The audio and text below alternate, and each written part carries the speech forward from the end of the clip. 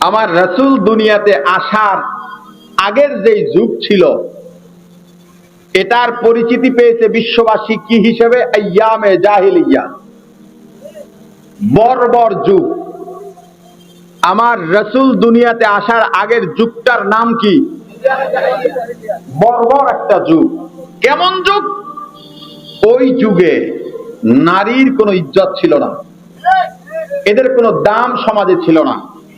শুধু তাই নয়, নারীদের প্রতি ঘৃণা বাড়তে বাড়তে ওই সময়ে এমন পর্যায়ে গিয়েছিল, কন্যা সন্তান হলে জবেও করে ফেলতো, না হয় জীবন্ত মাটির মধ্যে দাফন করে ফেলতো, কাউকে জানাইতো না। কারণ কন্যা সন্তান হলেই এটা তাদের জন্য, মা বাবা নিজেদের জন্য অপমান এবং লজ্জার মনে করত। আজকে যেই নারীরা সেই জাহিলি যুগ ফিরাইয়া আনতে চায় নারী অধিকারের নামে, ওরা যদি ন্যূনতম কৃতজ্ঞ জাতি হতো, ইসলামের উপরে আলাদাভাবে বয়ান বা স্লোগানই তৈরি করতে পারত না। আচ্ছা, বর্তমান নারীরা যেটা চাচ্ছে, অবাধে যদি তাদেরকে এটা করতে দেওয়া হয়, ওলামায়ে কেরাম, ওয়াইজিনে কেরাম, মসজিদের খতিব সাহেবরা কিংবা ইসলামী রাজনৈতিক দলগুলো এর প্রতিবাদ যদি না করতেন, তারা যদি নারীদের এই চাহিদা মতো ছেড়ে দিতেন, আচ্ছা তোমরা যা ইচ্ছা করো। যারা প্রায় অর্ধুলাঙ্গ হইয়া শাহবাগে কয়দিন আগেও মিছিল দিয়েছিল, চাইতে গেলাম হিস্সা, হয়ে গেলাম বেশ্যা। এখন ওদেরকে যদি ওদের মতো ছেড়ে দেওয়া হতো, এই সমাজে নারীর আর কোনো ইজ্জত বাকি থাকতো? ওরা কোন নারী সমাজ বাস্তবায়ন করত? ওরা যে কোনো পুরুষের সঙ্গে বিছানায় যেত, এটাই ওরা চায়। পুরুষ ও নারীদেরকে যেই সম্মান দেওয়া সেটা দিত না, কারণ নারী তখন অসাধ্য ব্যাপার থাকতো না, চাইলেই নারী পাওয়া যায়, সমস্যা কোথায়? কথা বোঝে না। আর এই দৃশ্য যখন আসতো, এই সমাজে বিবাহ বন্ধনের প্রয়োজনীয়তাও হারাইয়া যেত। স্বামী চিন্তা করতো বিবির সাথে ঝগড়া আর তর্ক দূর, তালাক দিয়া পাঠায় দি, নারী চাইলেই তো পাওয়া যায়। আরে কথা বলে না। ওই যুগটা ওরা ফিরাই আনতে চায়।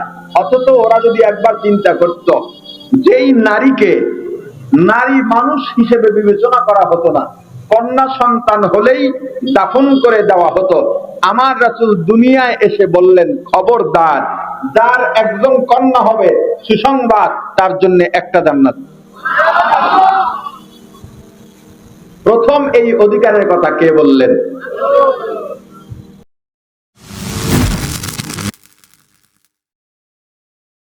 হযরত উলামায়ে কেরাম, দূর দূরান্ত থেকে আগত, ইসলাম প্রিয়, দিন প্রিয়, মর্দে মুজাহিদ, আল্লাহ রাব্বুল আলামিনের আশিকিন, জাকিরিন, শাকিরিন মুসলমান ভাইয়েরা, কলিজার টুকরা সমবয়সী যুবক ও ছাত্র বন্ধুগণ, পর্দানিশী মা ও বোনেরা, আল্লাহ তাআলার দরবারে লাখো কোটি শুকর ও সুজুদ, যেই মহান রব্বুল আলামিন আমাদেরকে হায়াত তয়্যিবা দান করে দুনিয়ার জান্নাতের বাগান, কোরআন ও সুন্নাহর আলোচনার এই মোবারক মজলিসে আসা ও বসার মতো তৌফিক দান করেছেন, আলোচনা শোনার মতো সুযোগ করে দিয়েছেন, এজন্য শুকরিয়া আদায় করি, আলহামদুলিল্লাহ। রাসূল করিম সাল্লাল্লাহু আলাইহি ওয়াসাল্লাম বলেছেন, লা ইউমিনু আহাদুকুম, তোমরা ততক্ষণ পর্যন্ত পূর্ণ মুমিন হতে পারবে না যতক্ষণ পর্যন্ত দুনিয়ার যত লোভ লালসা টান ভালোবাসা আছে, এর মাঝে অর্থ সম্পদ, মা বাবা, ভাই বোন, ইজ্জত সম্মান, পদ পদবী, ক্ষমতা, যশ খ্যাতি, এমনকি নিজের থেকেও রাসূলকে বেশি ভালোবাসতে না পারবা, ততক্ষণ পর্যন্ত খাঁটি মুমিন হওয়া যাবে না, পূর্ণ মুমিন হওয়া যাবে না।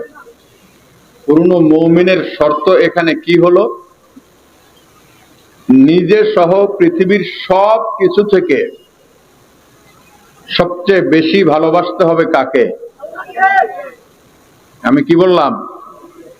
কাকে ভালোবাসতে হবে? আপনারা সবাই জবাব দেবেন ইনশাআল্লাহ, পারবেন না? তাহলে পূর্ণ মুমিন হওয়ার, খাঁটি মুমিন হওয়ার শর্ত কি হলো? সবচেয়ে বেশি ভালোবাসার শর্ত কাকে ভালোবাসার? জোরে বলেন।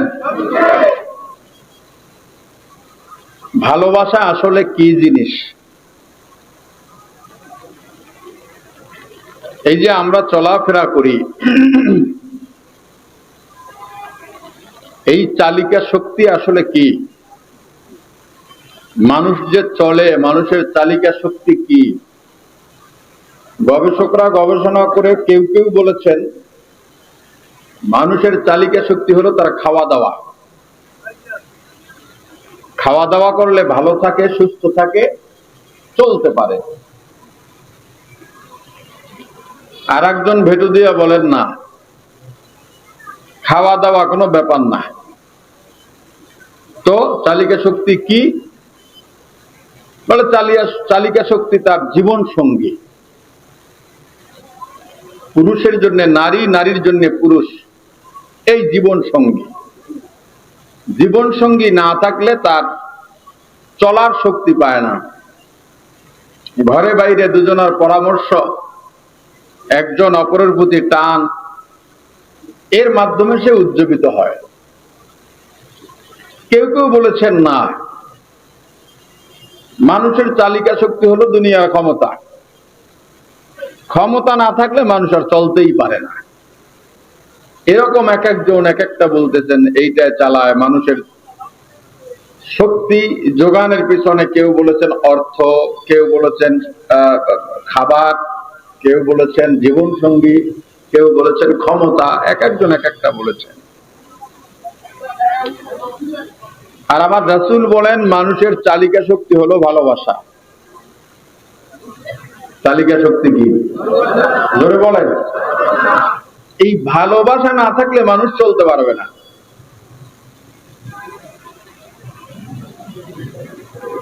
আর পূর্ণ মুমিন হওয়ার জন্য শর্ত হইল রাসূলের প্রতি সবথেকে বেশি ভালোবাসা।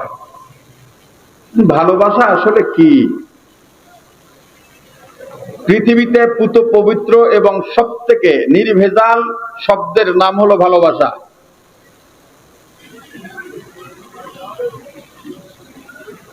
ভালোবাসার চেয়ে পবিত্র আর কিছু নাই। এটা সবাই বলে, কথাও সত্য। কথা কি? আপনার কথা বুঝেন না? এই জি কইলেন তাও তো দুই তিনজনে, বাকিটা বোঝেন না। সবাই বোঝেন?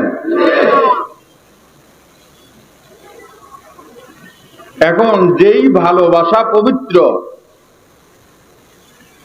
সেই ভালোবাসা পবিত্রের কথা কেউ বলে না। যেই সম্পর্ক অপবিত্র, ওই অপবিত্র সম্পর্কের জায়গায় পবিত্র ভালোবাসাকে তারা সেট করে দিয়ে বলে ওই সম্পর্ক ভালোবাসার সম্পর্ক, ওইটা পবিত্র। যেই ভালোবাসা পবিত্র, ভালো করে মনে রাখবেন, যেই ভালোবাসা পবিত্র, সেই ভালোবাসা কোন ভালোবাসা? বৈধ এবং হালাল সম্পর্কের ভালোবাসা। অবৈধ সম্পর্কের যেই সম্পর্ক, এটার নাম ভালোবাসা নয়,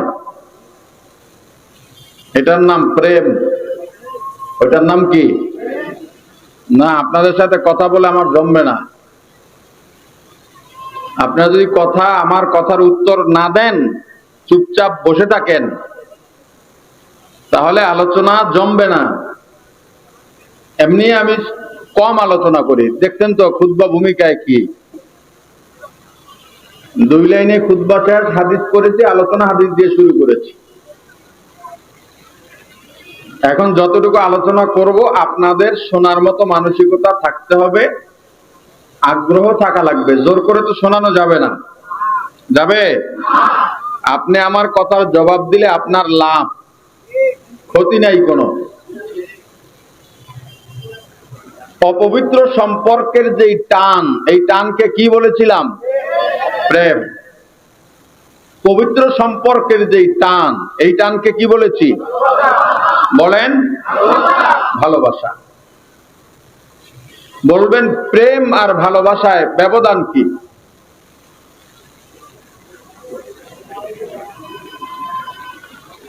প্রেম শব্দের আরবি হলো ইশকুন, আর ভালোবাসা শব্দের আরবি হলো হুব্বুন। আরবির ক্ষেত্রে এই দুই শব্দের ফরক দেখলেই স্পষ্ট হয়ে যাবে প্রেম কি আর ভালোবাসা কি। আমি আপনাকে একটা উদাহরণ পেশ করি, আপনিই জবাব দিতে পারবেন। আপনার আমার মাকে আমরা ভালোবাসি কিনা? আপনার মাকে আপনি ভালোবাসেন কিনা? আপনার বোনকে ভালোবাসেন কিনা? আপনার মেয়েকে ভালোবাসেন কিনা? আমরা টানে না কা, এদিকে মুখ দিলে তো ওদিকে সব তছনছ হয়ে যেতে, খবর নাই। টান টানতে হবে, আমাদের এমনি সোজা হয়ে কথা বলতে পারবো না। এবার বলেন তো, কেউ বলেন আমি মায়ের সাথে প্রেম করি, এমন আছেন নাকি কেউ? বোনের সাথে প্রেম করি, আমার বোনের সাথে আমার অনেক প্রেম, বলেন কেউ? যে মায়ের সাথে আমার অনেক প্রেম, বলেন কেউ? আমার মেয়ের সাথে অনেক প্রেম, বলেন কেউ? সমস্যা কি বলতে? প্রেম ভালোবাসা যদি এক হয় তাহলে এটা বলতে কোনো সমস্যা আছে? তাহলে বলেন না কেন? বুঝা গেল কি না? কি না? কি এক না? ভালোবাসা আর প্রেম, এটা কি না? এখন আপনি আবার প্রশ্ন করতে পারেন এটা, যে আমরা তো অনেক সময় হুজুর আপনারাই বলেন রাসূল প্রেম, আল্লাহ প্রেম, বলে অনেকে। বললে যে গুনাহ হবে এমন না, না বলা উচিত, না বলা উচিত, যেহেতু দুইটার ব্যাখ্যা আলাদাই আছে। যেমন অনেকে প্রশ্ন করে যে আল্লাহকে গড বলা যায় না। আপনারা আলেমরা যেহেতু বলেন আল্লাহকে গড বলা যায় না, ঈশ্বর বলা যায় না, তাহলে খোদা বলেন কেন? যারা আল্লাহকে গড কিংবা ঈশ্বর বলতে অসুবিধা মনে করে না, তারাই প্রশ্নটা করে। এখন কথা হলো, আল্লাহ যেহেতু তার নিজের নাম নিজে রেখে দিয়েছেন, এত নামের ভেতর থেকেও আপনার যদি কোনো নাম পছন্দ না হয়, বুঝতে হবে আপনি হতভাগা। আল্লাহ যেই নামগুলো নিজের জন্য নির্বাচিত করে দিয়েছেন, আমরা যেই নামে ডাকবো, এত নামের পরেও নতুন নাম আপনার কেন লাগবে? অনেকে বলে আমরা ছোটবেলায়, আমি স্কুলে তেমন পড়ি নাই, হয়তো সর্বোচ্চ এক সপ্তাহ স্কুলে গিয়েছিলাম। ওই সময় আমার মনে আছে যে ইংরেজিতে আল্লাহর ইংরেজি সামনে গড লেখা ছিল। এখন হয়তো পাঠ্যপুস্তক এগুলো নাই। আমার সিনিয়র বয়সের যারা, এরা আমার এই কথার তাসদিক দিতে পারবেন। আল্লাহর ইংরেজি, যে বাংলা থেকে ইংরেজি করো কিংবা ইংরেজি থেকে বাংলা, সেখানে আল্লাহর ইংরেজি কি দেওয়া ছিল? গড। আসলে নামের কোনো ইংরেজি হয় না। নাম আরবিতে গেলেও নাম, বাংলায়ও নাম, ইংরেজিতেও নাম, ফার্সিতেও নাম, চাইনিজে গেলেও নাম, আপনি যেদিকে যাবেন নাম অপরিবর্তিত থাকবে। এবার আপনি বলেন আমার নাম হাবিবুর রহমান, ইংরেজিতে কি হবে? বলেন বলেন। একজনের নাম আব্দুল্লাহ, ইংরেজিতে কি হবে? তাহলে আল্লাহ ইংরেজিতে গড হবে কেন? আল্লাহ ইংরেজিতেও কি, আরবিতেও কি, বাংলায়ও কি, ফার্সিতেও কি, যেই ভাষাই দেবে কি হবে? আল্লাহ।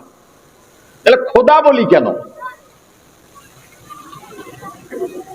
এখন উর্দু কিতাবে কওমি মাদ্রাসার খোদা তাআলাই বলা, খোদা তাআলা। আসলে খোদা আমরা বলি আল্লাহর নাম হিসেবে না, যে খোদা এটা আল্লাহর নাম। আল্লাহর নাম নিলে যেমন সওয়াব হয়, খোদা বললেও তেমন সওয়াব হয়, এই হিসেবে আমরা খোদা বলি না। খোদা আল্লাহর নাম মনে করি না। তাহলে খোদা আসলে কি? এটা উর্দু শব্দ থেকে, খোদ বখত। এই খোদা মূলত সূরাতুল ইখলাস কুল হুয়াল্লাহ সূরার সারমর্মের ছোট্ট একটা শব্দ হলো খোদা। কথা কয় না? খোদ আল্লাহ নিজের থেকে নিজে, আল্লাহ কারো থেকে জন্ম নেন নাই, কাউকে জন্ম লাম ইয়ালিদ ওয়া লাম ইউলাদ। এই সারমর্মের ছোট্ট শব্দই হলো খোদা, মানে আল্লাহ এক। খোদা আল্লাহর সিফত বা আওসাফ যুক্ত একটা শব্দ, এজন্য এটা বললে গুনাহ নাই। তবে যেহেতু প্রশ্ন জাগে, এজন্যে পারলে খোদা বাদ দিয়া আল্লাহ বা রব ব্যবহার করো, সমস্যা নেই। আমি যেদিন থেকে এই প্রশ্নের সম্মুখীন হয়েছি সেদিন থেকে আমি খোদা বলি না, কারণ আমার থেকে তো আপনি শিখবেন, সবার থেকে তো সবাই শেখে না। আরে বলে না, যে শিক্ষক তার তো সাবধানতার সঙ্গে চলতে হয়, কারণ তার থেকে তো শিখবে। ভ্যানওয়ালাকার থেকে তো মানুষ শিখবে না, কৃষক থেকে তো শিখবে না, শ্রমিক থেকে শিখবে না, বরং শ্রমিক, ভ্যানওয়ালা, কৃষক এরা শিখবে শিক্ষক থেকে, এরা শিখবে আলেম থেকে। অতএব মসজিদের যে ইমাম বা খতিব থাকবেন, তার প্রত্যেক কদম গবেষণামূলক হতে হবে।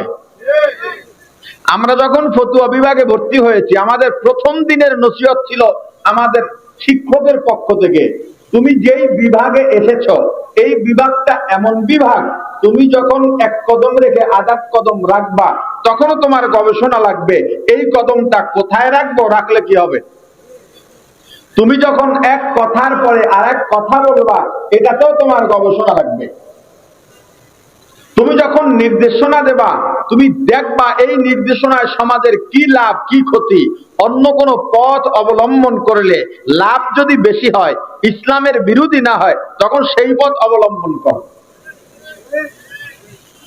তো এই জন্যে যেদিন থেকে এই প্রশ্নের সম্মুখীন হয়েছি, তো আপনারা খোদা বলেন কেন, ব্যাখ্যাও আছে, উত্তরও আছে, যৌক্তিক উত্তর।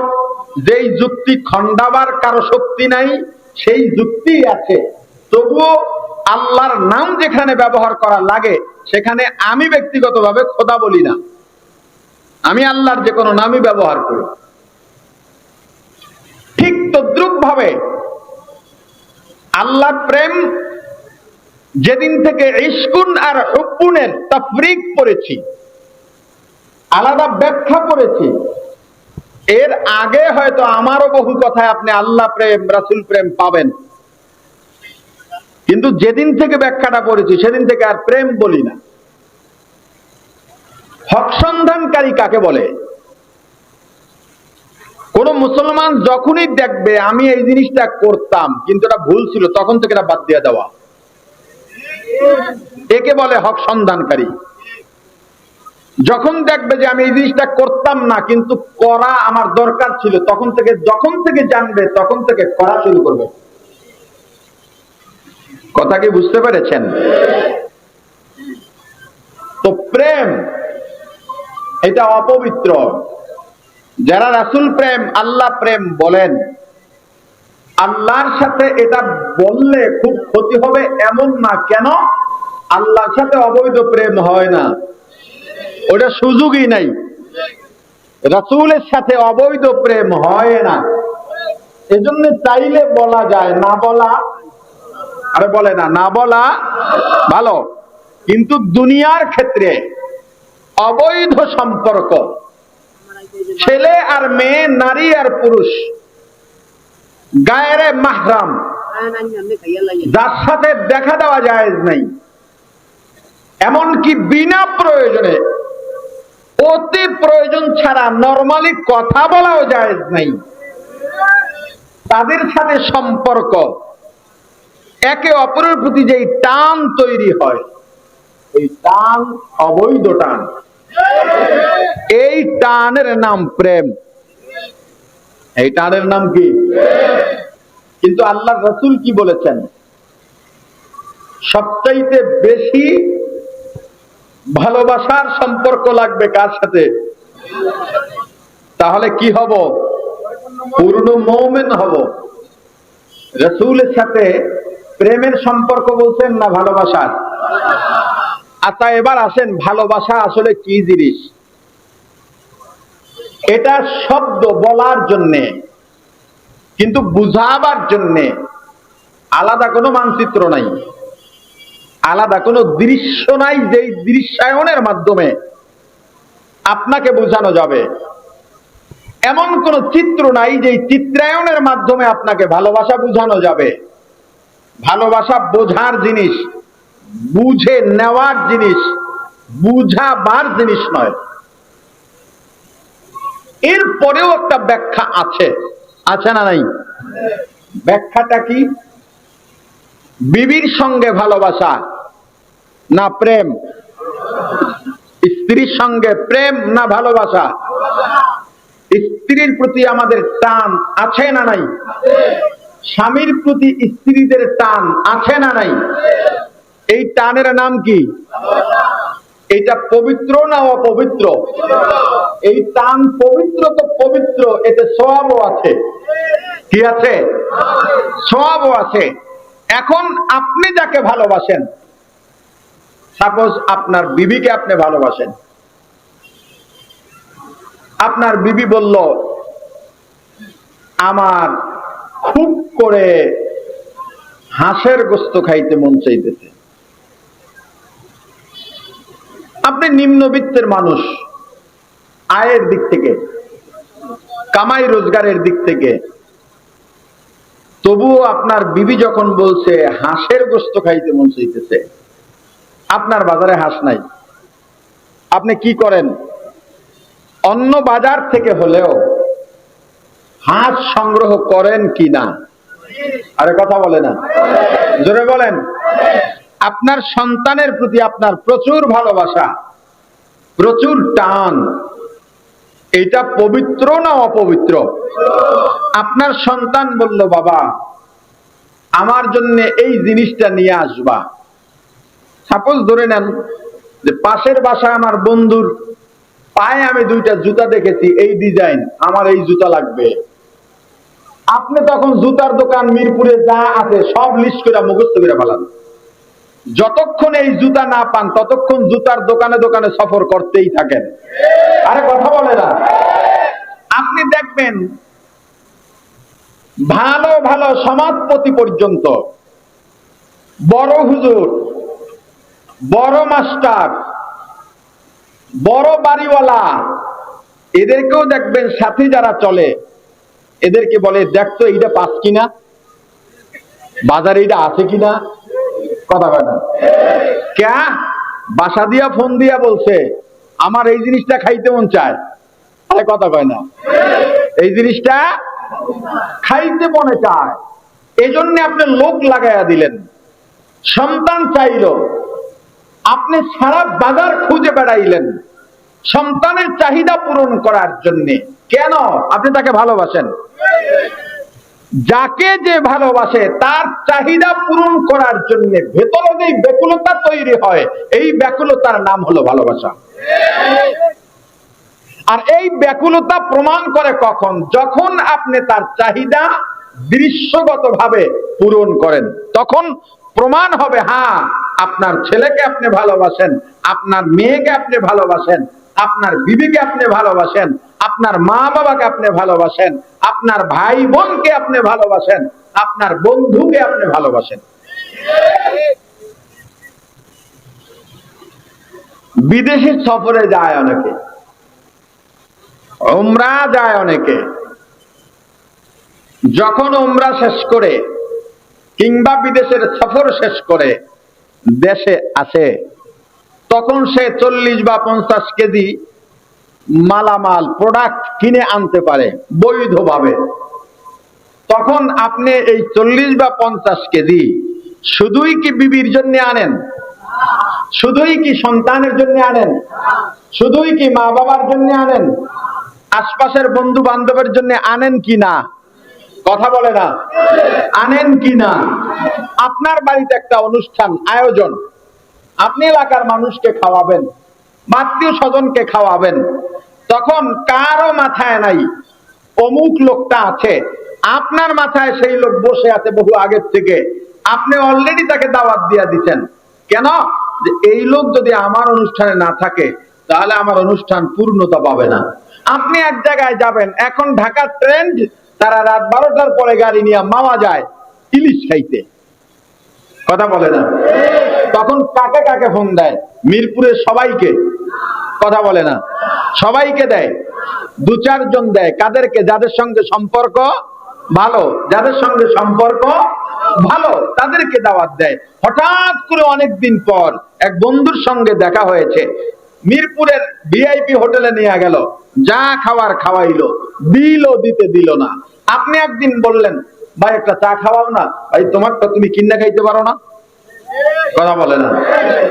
এই যে আপনি এতগুলো ব্যাকুলতা আপনার ভিতরে, এত মানুষের জন্য ব্যাকুলতা তৈরি হলো, সেই ব্যাকুলতার চিত্রকে আপনি চিত্রায়ন করছেন বাস্তবে, দৃশ্যকে দৃশ্যায়ন করছেন বাস্তবে। কিসের কারণে? ভালোবাসার কারণে। কারণ এখান থেকে যেটা বোঝা গেল যে ভালোবাসা এমন জিনিস, যাকে আমি ভালোবাসি তার চাহিদা পূরণ করার জন্যে আমার ভিতরে যেই ব্যাকুলতা তৈরি হয়, এই ব্যাকুলতার নাম কি? জোরে বলেন। এই ব্যাকুলতা কখনো নাপাকও হতে পারে, আবার কখনো পবিত্র হতে পারে। নাপাক তখন হয়, অপবিত্র তখন হয়, যখন যার সঙ্গে আমার টান বা ভালোবাসা বৈধ না, তার প্রতি টান তৈরি হওয়া, ব্যাকুলতা তৈরি হওয়া, এটা তখন হয় অপবিত্র। এখন আমার এই পবিত্র হোক কিংবা অপবিত্র, আমি যে ভালোবাসি যাকে, তার চাহিদা পূরণ করার দৃশ্যগত বাস্তবায়ন আমার ভালোবাসার প্রমাণ। আমার বিবিরে বললাম, আমি তোমারে খুব ভালোবাসি, কিন্তু 2টা 3 পিস আছে, পড়তে পড়তে ওদিক থেকে ছিঁড়ছে, এদিক থেকে ছিঁড়ছে। বিবি বলে, আরেকটা 3 পিস এনে দাও।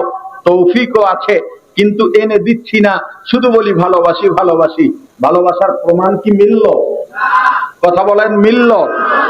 আমার মা বললেন, বাবা আমার এই জিনিসটা এনে দাও। মা, আপনাকে সব থেকে বেশি ভালোবাসি, আমি বলতেই আছি, কিন্তু মাকে ওটা দিলাম না। তাহলে কি ভালোবাসার প্রমাণ মিলল? এবার আলোচনার মূল থিমে আসেন। রাসূল বলছেন, সবচাইতে বেশি ভালোবাসা লাগবে কাকে? আল্লাহ রাসূলকে। কাকে? তাহলে কি হবে? পূর্ণ মুমিন হওয়া যাবে। আরে আল্লাহর ভালোবাসার থেকে রাসূলের ভালোবাসা বেশি হবে না কম হবে, এগুলো সামনে আসতেছে। আপাতত এখানে থাকেন। সব থেকে বেশি ভালোবাসতে হবে কাকে? আল্লাহর রাসূলকে। এখন রাসূলকে যে ভালোবাসি, এর প্রমাণ মিলবে কিভাবে? রবিউল আউয়াল আসবে, মসজিদে মসজিদে জিলাপি দিয়া একটু মিলাদ হলো, জশ্নে জুলুসের কিছু মিছিল হলো, ব্যানার হলো, এরপরে আল্লাহর রাসূলের নামের ফিতা মাথায় লাগাইয়া মিছিল টিছিল দিয়া ওই কোনা কাঞ্চিতে গিয়া বিড়ি টানার নাম রাসূলের ভালোবাসা? জোরে বলেন। আগেই এজন্য ভালোবাসার ব্যাখ্যা করলাম। ভালোবাসা কি জিনিস? যাকে ভালোবাসি তার চাহিদা পূরণ করবার জন্য ভেতরে যেই ব্যাকুলতা তৈরি হয়, এই ব্যাকুলতার নাম ভালোবাসা। ওই ব্যাকুলতার বাস্তব প্রমাণ হলো ভালোবাসার প্রমাণ। যাকে ভালোবাসি তার চাওয়া পূরণ করা ছাড়া ভালোবাসা প্রমাণ করার কোনো সুযোগ এমনিতেও নাই। যাকে ভালোবাসি মুখে বললেই সেটার প্রমাণ হবে না, প্রমাণ করতে গেলেই কি লাগবে? তার চাহিদা পূরণ করা লাগবে। কথা বলে না, কি করা লাগবে? চাহিদা পূরণ করা লাগবে। এবার রাসূল আপনার আমার কাছে কি চাইলেন? কতগুলো জিনিস চাইলেন, এটা একবার আপনারা ভাবি নাই। যদি এক কথায় বলি, রাসূলের জিন্দেগিটাই গেল উম্মতের জন্য, যেই রাসূলকে নিয়ে আপনি আমি গর্ব করতে পারি, বিশাল বয়ান তৈরি করতে পারি, ইসলামের কি অবদান আছে এই বিশ্বের প্রতি, এই জাতির প্রতি ইসলামের কি অবদান। আরে পৃথিবীতে যত অবদান যা আমরা পাচ্ছি, সবচাইতে মানুষের বেনিফিটের যত অবদান আছে সব আমার রাসূলের মাধ্যমে তৈরি হয়েছে। কিভাবে হলো এবার দেখেন। আমার রাসূল দুনিয়াতে আসার আগের যেই যুগ ছিল, এটার পরিচিতি পেয়েছে বিশ্ববাসী কি হিসেবে? আইয়ামে জাহিলিয়া, বর্বর যুগ। আমার রাসূল দুনিয়াতে আসার আগের যুগটার নাম কি? বর্বর একটা যুগ। কেমন যুগ? ওই যুগে নারীর কোনো ইজ্জত ছিল না, এদের কোনো দাম সমাজে ছিল না।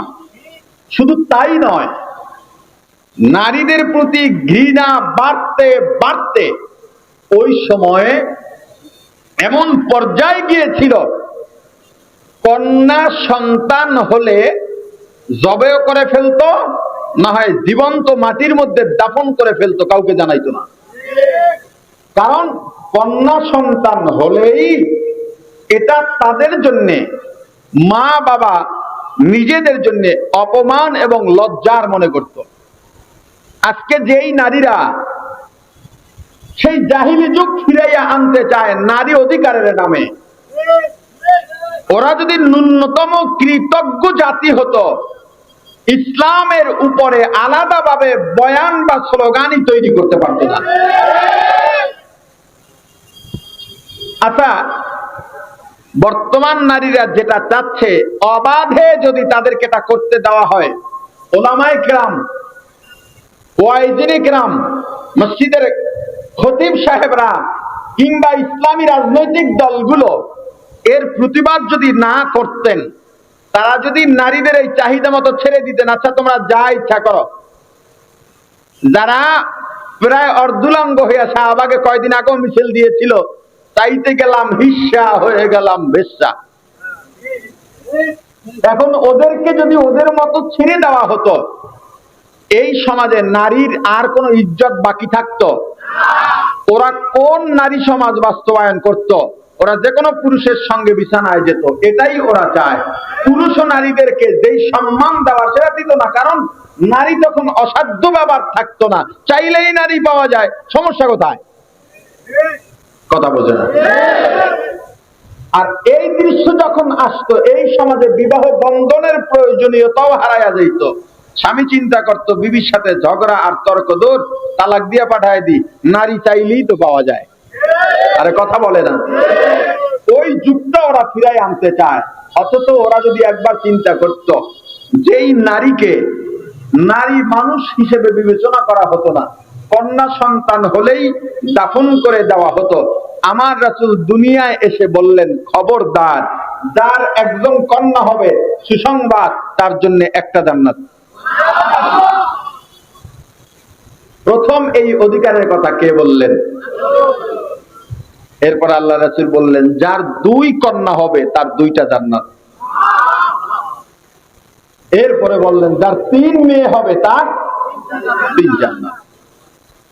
নারীদের সম্মান দিয়ে আল্লাহ রাসূল বললেন, বলেন নবী সাল্লাল্লাহু আলাইহি ওয়াসাল্লাম, আল জান্নাতু তাহতা আকদামিল উম্মাহাত, আও কামা ক্বালা নবী আলাইহিস সালাতু ওয়াসসালাম। হে দুনিয়ার পুরুষ জাতি, ভালো করে শুনে লও, আমি নবী জানায়া দিলাম, নারীদের পায়ের নিচে তোমাদের জান্নাত। অতএব তাদের সম্মান করো। হাদিসের অর্থ হলো মায়ের পায়ের নিচে সন্তানের বেহেশত। আমি কি বলছি? নারীর পায়ের নিচে পুরুষের বেহেশত। আরে কোন মা কি নারী ছাড়া আছে নাকি? জোরে বলেন।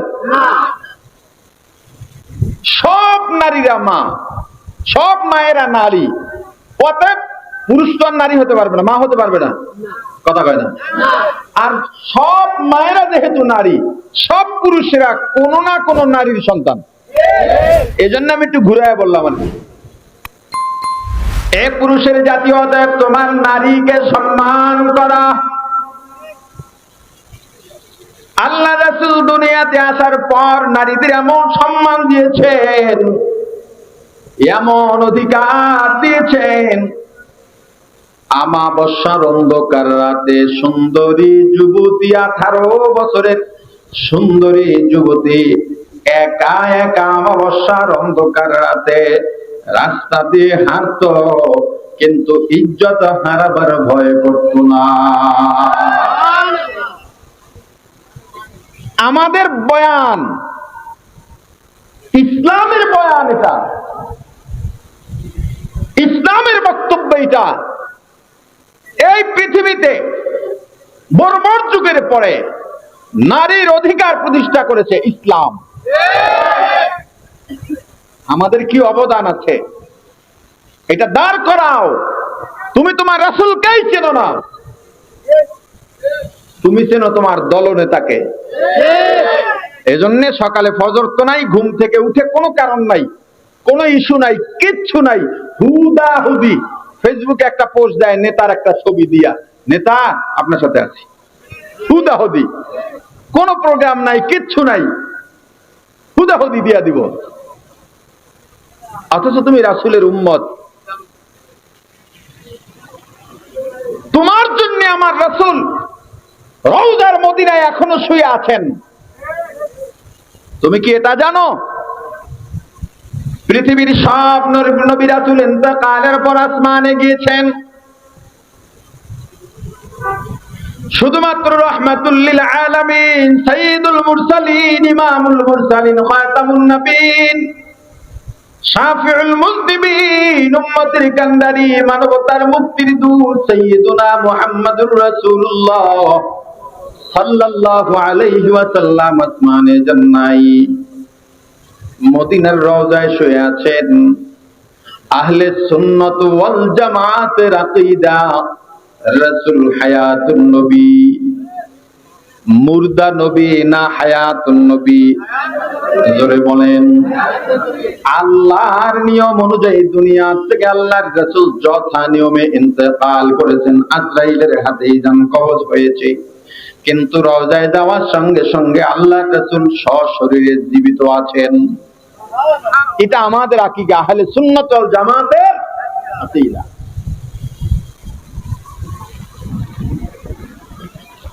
হ্যাঁ, শাইখুল ইসলাম হুসাইন আহমদ মাদানী রাহমাতুল্লাহ আলাইহি বহু মাযহাবের ছাত্রদের নিয়ে বাইতুল্লাহ ক্লাস দিতেছেন, হায়াতুন নবী সম্পর্কে, হায়াতুন নবীর আকীদা সম্পর্কে ক্লাস দিচ্ছেন। মাযহাব তো শুধু 4টাই নয়, প্রসিদ্ধ মাযহাব হলো 4টা, আরো ছোট ছোট অনেক মাযহাব আছে।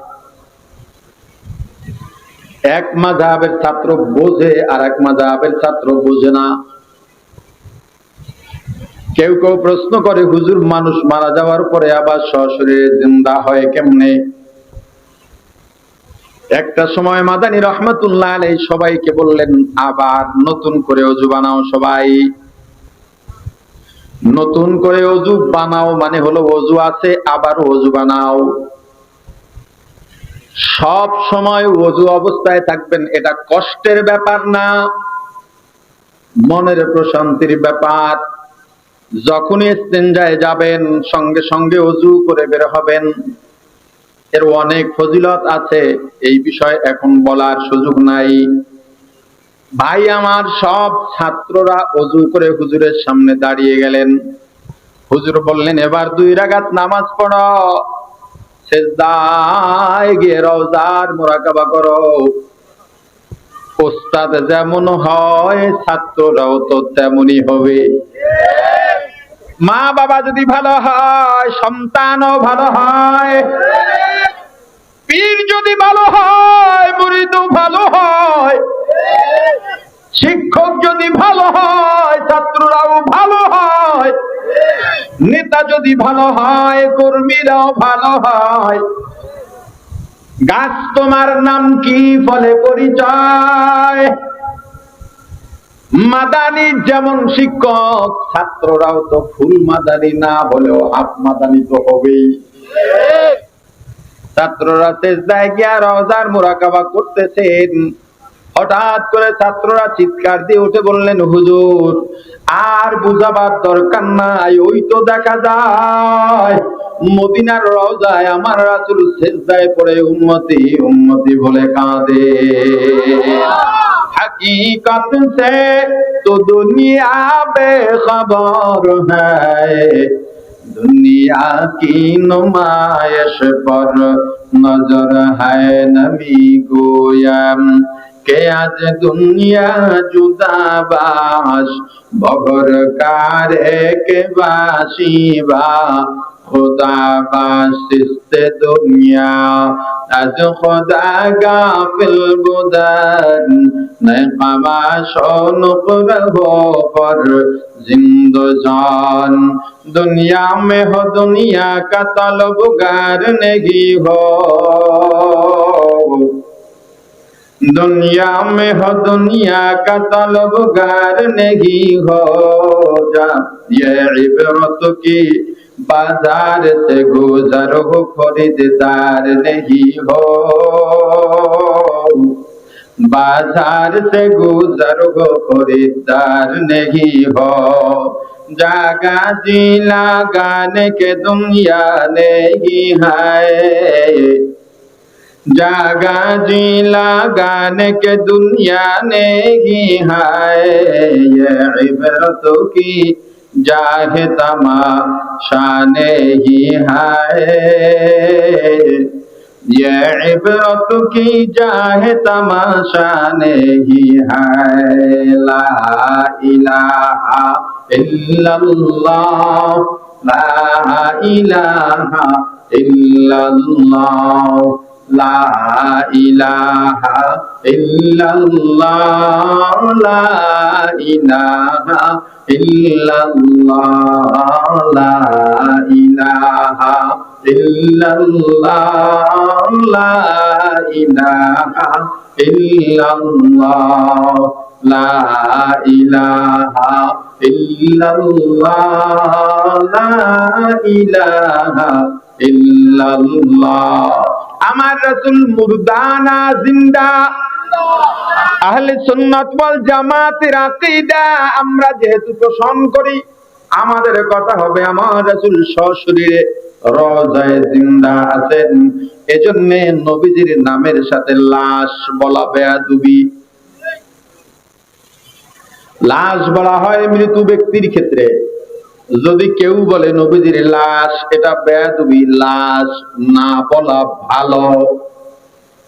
প্রাণের ভাই আমার, সব নবীরা ইন্তেকালের পর আসমানে গিয়েছে,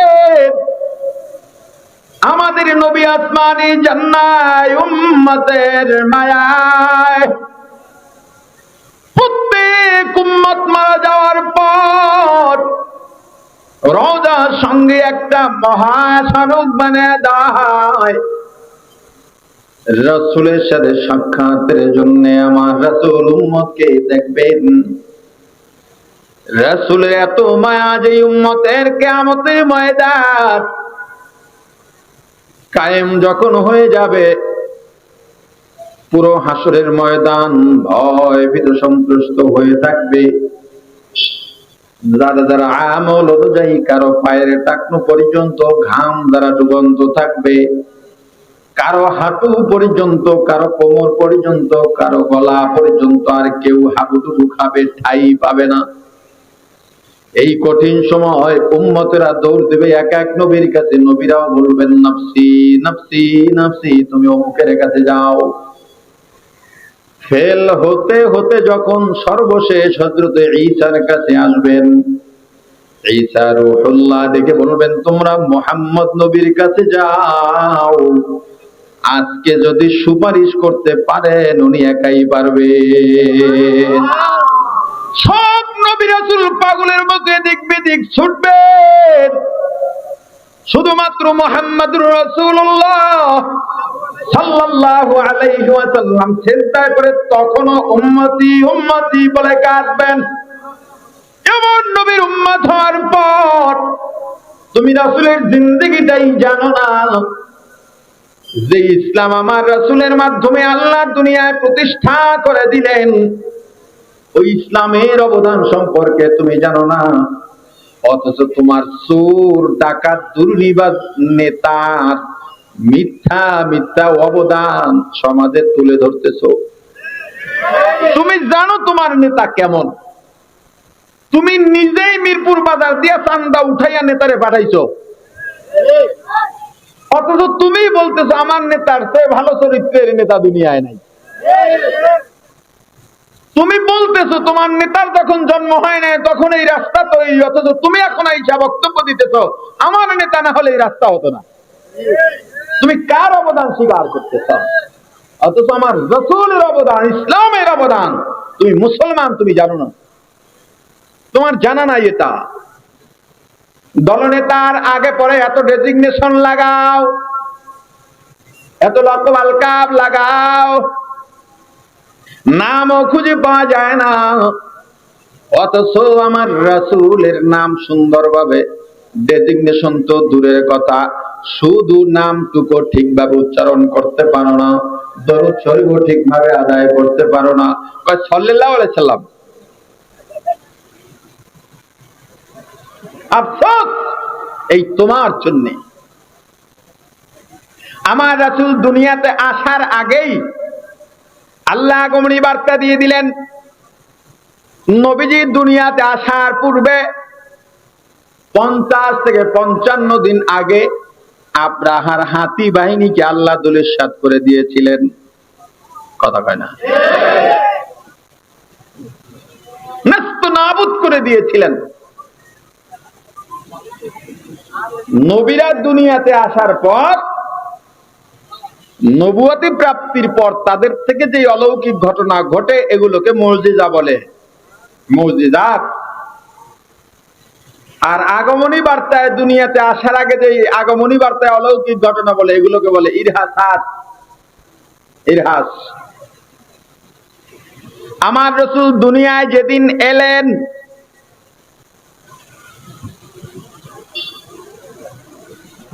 পারস্য সম্রাট তার রাষ্ট্রের মধ্যে 1000 বছরের অগ্নিকুণ্ড, যেই আগুনের লেলিহান কেউ নিভাইতে পারে নাই, ওই আগুন সাথে সাথে নিভে গিয়েছে। পারস্যের বিশাল 14 গম্বুজ বিশিষ্ট বালাখানা প্রাসাদ ধসে গিয়েছিল। সাওয়া নামক একটা নদী বা সমুদ্র, যেটার পানি চলমান ছিল, সেই পানি শুকিয়ে গেল। আল্লাহ দুনিয়াবাসীকে ইঙ্গিত দিয়া দিলেন আমার হাবিব দুনিয়াতে আসছে, এই দুনিয়ার সব অত্যাচার ও অনাচার বন্ধ হয়ে যাবে। নবীজি দুনিয়াতে আসার আগেই মক্কার দুর্ভিক্ষ দূর হয়ে গেছে। নবীজি যেদিন ভূমিষ্ঠ হলেন, নবীজির মা আমেনা তিনি বর্ণনা করেন, আমি দেখলাম আমার ঘরটা আলোকিত হয়ে গেছে। শুধু ঘর নয়, সিরিয়ার প্রাসাদগুলো তো আলোকিত হয়ে গেছে, তারকাগুলো নিচের দিকে নেমে এসেছে। আল্লাহ ইঙ্গিত দিয়ে দিলেন, জানিয়ে দিলেন আমার হাবিব যখন দুনিয়াতে এসে গেছেন, তার মাধ্যমে দুনিয়াতে আদর্শ আর স্বচ্ছ নীতিমালার বিচ্ছুরণ ঘটবে, আদর্শের বিচ্ছুরণ ঘটবে। দুনিয়াটা দুর্নীতি বন্ধ হইয়া, অন্যায় বন্ধ হইয়া আলো জ্বলবে। দুনিয়ার যত বড় বড় তারকা থাকুক না কেন, অর্থাৎ বিশিষ্ট ব্যক্তিরা থাকুক না কেন, রাজা বাদশা যাই হোক না কেন, আমার হাবিবের পদতলে তাদের মাথা ঝুঁকিয়ে দিবে, অর্থাৎ নত হবে। আমার রাসূলের উপরে সম্মানী দুনিয়ায় কেউ হবে না। নবীজি এলেন, নবীজি আসার আগে যেই বর্বর যুগ, এমন দ্বন্দ্ব ছিল গোত্র আর গোত্রের মাঝে, ক্ষমতার আধিপত্য নিয়ে সবসময় দ্বন্দ্ব লেগে থাকতো, হানাহানি মারামারি। সাদা আর কালো বর্ণবাদী, কালো মানুষদেরকে সুন্দর ওয়ালারা মানুষই মনে করত না, সাদা ওয়ালারা কালো ওয়ালাদের মাঝে বিবাহ শাদীর বন্ধনে আবদ্ধ হতো না, কালো ওয়ালাদেরকে সাদা ওয়ালাদের বাজারে বাজার করতে দিত না, ধনীরা গরিবদেরকে মানুষ মনে করত না, ধনী আর গরিবের মাঝেও একটা ব্যবধান করে রাখা হয়েছিল। এমনকি যে দাস দাসী আর গোলাম, এদের উপরে অত্যাচার করা হতো, যা না পারতো তার চাইতে বেশি বোঝা চাপায় দেওয়া হতো। আমার রাসূল দুনিয়াতে এলেন, এসেই বললেন না ধনী আর গরিবের কোনো ব্যবধান থাকবে না, কালো আর সাদার কোনো ব্যবধান থাকবে না, গোত্রে গোত্রে কোনো হানাহানি চলবে না, মানুষকে সুন্দর আর কে ধনী এগুলো দিয়ে মানুষের মূল্য নির্ধারণ হবে না, এর উপরে মানুষের মূল্যায়ন করা যাবে না।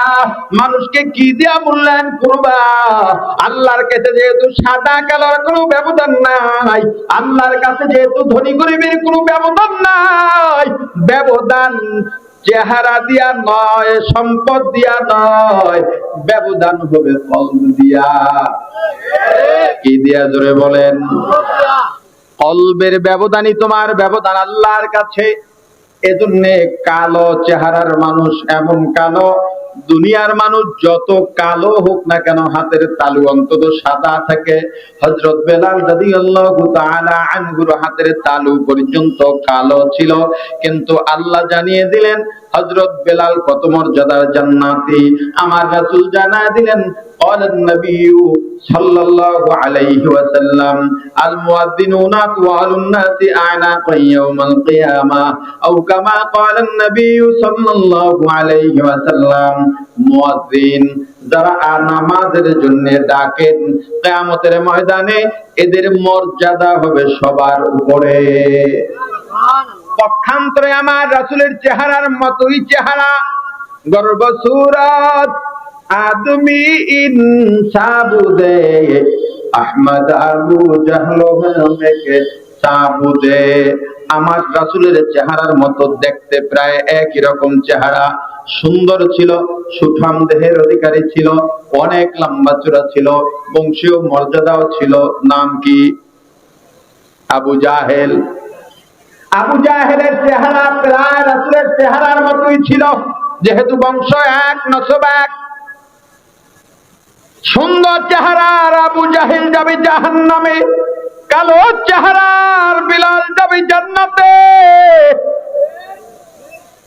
কত গরিব, কিয়ামতের ময়দান হিসাব নিকাশ শেষ হয়ে যাবে, সর্বশেষ ঘাটি পুলসিরাত। পুলসিরাতের সামনে যাবে, ফেরেশতারা তাদেরকে স্বাগত জানাবেন, সালামুন আলাইকুম তিবতুম ফাদখুলুহা খালিদিন। জান্নাতের লাল গালিচা বিছায় ডাকবে, আসো আসো আসো, শান্তির জায়গায় তোমাদের জন্য শান্তির সুসংবাদ। 10 তলা বিল্ডিং এর মালিক তাকায় দেখবে আমার বাড়ির কেয়ারটেকার, ওরে দেখি আজকে সংবর্ধনা দিয়া নিয়ে যায়, আর আমি আজকে জাহান্নামে যাইতেছি। ধনী গরিব, সাদা কালো, সুন্দর কালো, এর ব্যবধান আল্লাহর কাছে নাই। ক্ষমতা আর দুর্বল এগুলোর দাম আল্লাহর কাছে আলাদা ভাবে নাই। আল্লাহর কাছে দাম হবে কিসের? শুধুমাত্র কলবে। কিসের? জোরে বলেন। يوم لا ينفع مال ولا بنون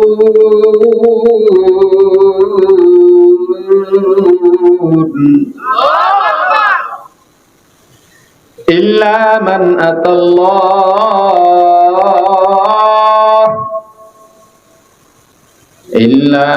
أتى الله بقلب سليم.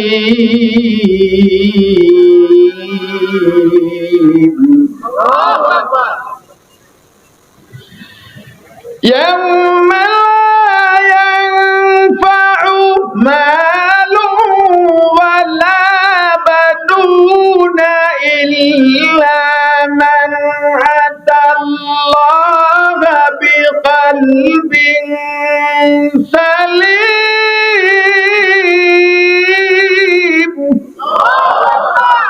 কিয়ামতের ময়দানে লা ইয়ানফা, কোনো উপকারে আসবে না, মালুন, মাল সম্পদ, ধন সম্পত্তি, বানুন, সন্তান সন্ততি, নেতা নেত্রী, যশ খ্যাতি, দুনিয়ার কোন পাওয়ার কিয়ামতের ময়দানে উপকারে আসবে না। তুমি সুন্দর মানুষ, কোনো লাভ নাই। তুমি কালো মানুষ, ঘাবড়ানোরও কোনো কারণ নাই। তুমি ধনী মানুষ, কোনো লাভ নাই। তুমি গরিব মানুষ, ঘাবড়াবার কোনো কারণ নাই। কিয়ামতের ময়দানে এগুলোর কোনো দাম নাই। কিয়ামতের ময়দানে কি উপকারে আসবে জানো? আমার আল্লাহ বলেন, ইল্লা মান আতাল্লাহ, যারা আমি আল্লাহর কাছে আসবে কি নিয়া? বিকলবিন সালিম, একটা শুদ্ধ কলব নিয়ে আসবে। আমার রাসূল দুনিয়ায় এসেই প্রতিষ্ঠা করলেন, সাদা আর কালোর ব্যবধান হবে না। কালো চামড়ার মানুষ একবার যদি পড়ো আশহাদু আল্লা ইলাহা ইল্লাল্লাহ ওয়া আশহাদু আন্না মুহাম্মাদান আবদুহু ওয়া রাসূলুহু, কাফেরদের বড় বড় লিডাররা আমার রাসূলের কাছে গিয়ে বলল, হে মুহাম্মদ সাল্লাল্লাহু আলাইহি ওয়াসাল্লাম, আমরা শান্তির প্রস্তাব নিয়ে আসছি, চুক্তিপত্র করব, কিভাবে শান্তি বজায় রাখা যায়। আমার রাসূল বললেন, হতে পারে। কাফেররা বলল, কিন্তু তোমার পাশে বেলালের মতো যদি কৃতদাস থাকে, আমরা এই আলোচনায় বসতে পারি না, আমাদের লেভেলটা একটু হাই।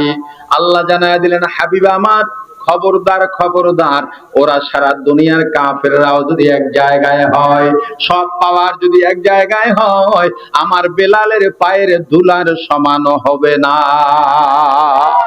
আউলিয়ারা কারে কুবা ইখতিয়ার, জাহেলারা কারে দুনিয়া ইখতিয়ার, আশিকারা মিল্লাত মাযহাব জুদাস্ত, আশিকারা মিল্লাত মাযহাব খুদাস্ত। লা ইলাহা ইল্লাল্লাহ, লা ইলাহা ইল্লাল্লাহ, লা ইলাহা ইল্লাল্লাহ, লা ইলাহা ইল্লাল্লাহ, লা ইলাহা ইল্লাল্লাহ, লা ইলাহা ইল্লাল্লাহ, লা ইলাহা ইল্লাল্লাহ, লা ইলাহা ইল্লাল্লাহ, লা ইলাহা ইল্লাল্লাহ, লা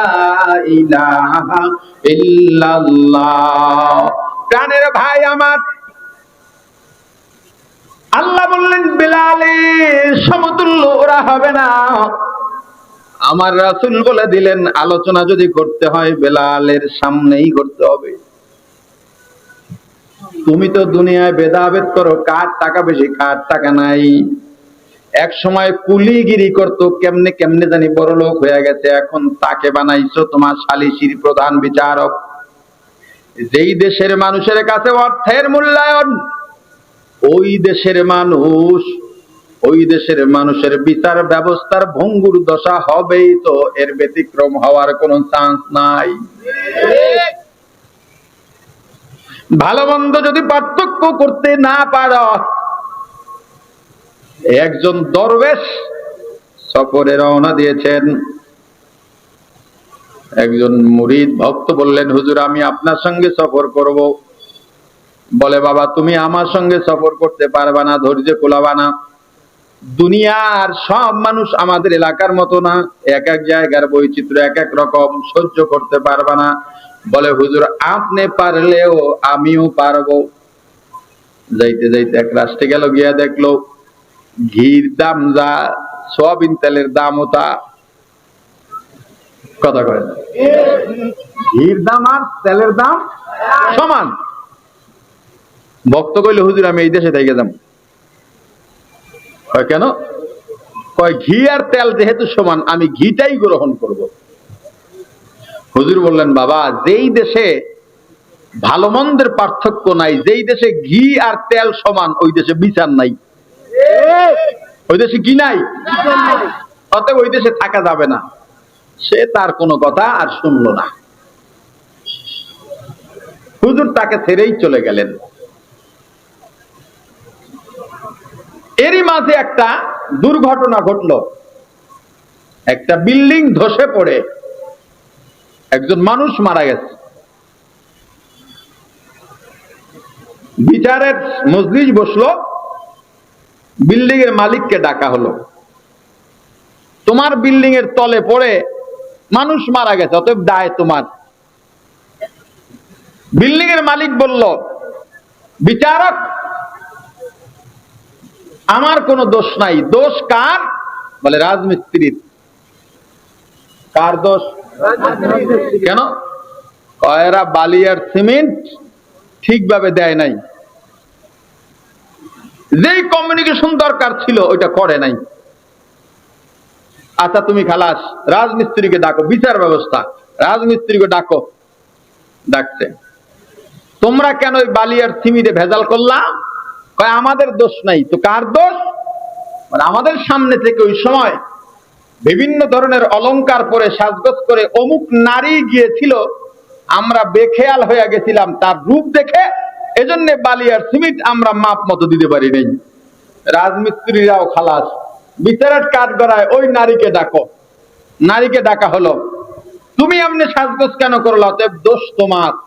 মামলা কিন্তু এর মধ্যে শেষ। মামলা কি ভুইলাও গেছে মনে হয়। মামলা রয়েছে কই আইসা পড়ছে নারীর পর্যন্ত। নারী বলে আমার কোনো দোষ নাই। তো দোষ কার? এত সুন্দর জেওর যে বানাইছে, অলংকার যে বানাইছে ওই স্বর্ণকারের। আর তুমি খালাস, ডাকো স্বর্ণকার দে। ডাকলো স্বর্ণকার, তুমি এত সুন্দর করে কেন বানাইলা? এখন সে আর কোনো জবাব দিতে পারে না। এখন ফাঁসি হইব কার? কথা কয় না। বিচার কি ঠিক আছে? বিচার কি ঠিক আছে? স্বর্ণকারের ফাঁসিতে যে দিবে, স্বর্ণকারের গলায় এত চিকন, ফাঁসির রশি গলায় বাজে না। এখন ফাঁসি দেবে কারে? ঠিক আছে শহরে ঘোরো, দেখো মোটা গলা আছে কার। খুঁজতে খুঁজতে ওই ভক্তরে পেয়ে গেছে, যে ঘি খাইতে খাইতে গলা মোটা মানে এলাইছে। এরাই না ফাঁসির কাছে দাঁড় করাইছে। রশি দিতে ঠিকঠাক মতো একেবারে খাপে খাপ। আব্দুল্লাহর ভাব মিলে গেছে। হ্যাঁ তো কাঁদতেছে, কি করবে? এত দোষ নাই। এর মধ্যে ওই পিসাব হুজুর আইসা এই বিচারের কাজ করে হাজির।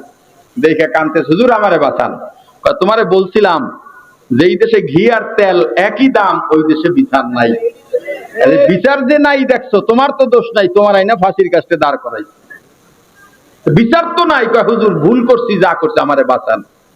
ফাঁসির আদেশ হবে এমন সময় হুজুর দাঁড়াইয়া বিচারককে বললেন, আমার কিছু কথা আছে। হ্যাঁ বলেন দরবেশ।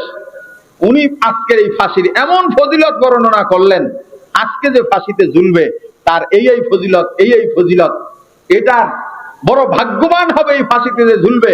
কাজী কয়, এই ফাঁসি আজকে আমারে পড়াও। যেই দেশে বিচার নাই, যেই দেশের কাজী সঠিক বিচার করে না, ওই দেশের কাজী পালাইয়া ভারত গিয়া থাকতে হয়। এটা সহজ সমীকরণ। তুমি সঠিক বিচার করবা না, এই অবিচারের কবলে তোমাকে পড়তেই হবে। আজকে যারা পাথর দিয়া মানুষ মারো, আগামী দিনে তোমাকে মানুষ পাথর দিয়া মারবে। এটা সাধারণ সমীকরণ। আমার রাসূল এসে এত সুন্দর একটা নীতি আর অধিকার প্রতিষ্ঠা করে দিলেন। কালো ধনী টাকা পয়সার কোনো ভেদাভেদ নাই। আমরা সেই রাসূলের উম্মত হইয়া লেখাপড়া নাই, শিক্ষা দীক্ষা নাই, তারে আমরা নেতার আসনে বসাইলাম। চরিত্র নাই, নীতি নাই, চুরি ডাকাতি চান্দাবাজিতে ভরা। আমরা সবাই মিলে স্লোগান দিলাম, আমার নেতার চরিত্র ফুলের মতো পবিত্র। ফুল চেনস বেটা? তুই ফুলের লগে কারে মিলে? যেই দেশে মানুষ জানা সত্ত্বেও চান্দা তুইলা চান্দার টাকা যেই কর্মী নেতার হাতে দিয়া, আবার সেই নেতাকে ওই কর্মী বলে আমার নেতা সেরা, ওই দেশের জনগণের উপরে ওই ঘি আর তেলের মতো বিচারি আসবে। শুধু অপেক্ষা করো।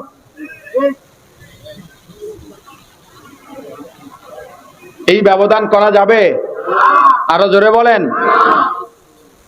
যোগ্যকে যোগ্যের স্থানে রাখেন, যোগ্যকে যোগ্য স্থানে রাখেন।